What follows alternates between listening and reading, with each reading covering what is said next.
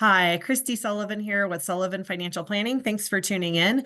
Today I'm going to talk about the idea of changing financial advisors because you're disappointed in the investment returns that you're getting from that advisor.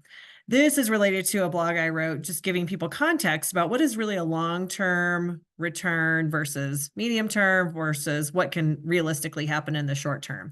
And a lot of times people will call me looking for a new advisor because they're disappointed in the returns that they've gotten from their previous advisor. And I always like to double check and say, well, how long have you been with this advisor? Did it happen to be a bad year in the markets and it's just bad luck that it looks like that advisor's returns are bad, but it was just circumstances beyond their control?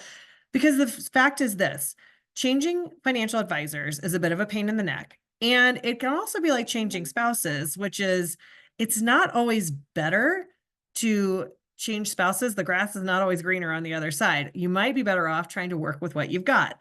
So if you're thinking about changing advisors, you might think about a little bit more about what it is that you don't like about working with that advisor. Is it their communication style? Is it that they set expectations that they're not meeting? Is it that you just are unhappy with the returns? Not that that's not legitimate, but is that something you could talk to the advisor about?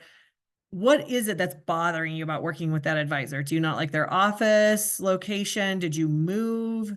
Have you never really clicked with them? Is this your ex-wife's advisor that you don't want to work with anymore? All of these are legitimate reasons to change, but some of these reasons can be worked out or talked through with your current advisor, save you a ton of paperwork.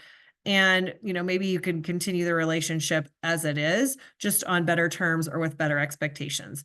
So just putting it out there. Sometimes if you're unhappy with investment returns, it's not the advisor. Maybe it's the advisor's communication style. Maybe it's something else, but that can be rectified without throwing the whole relationship out the window. Then again, maybe it's time for a change. Just realize what it is that you're looking for and make sure that you're not setting your next expectation or relationship up for the next advisor for failure.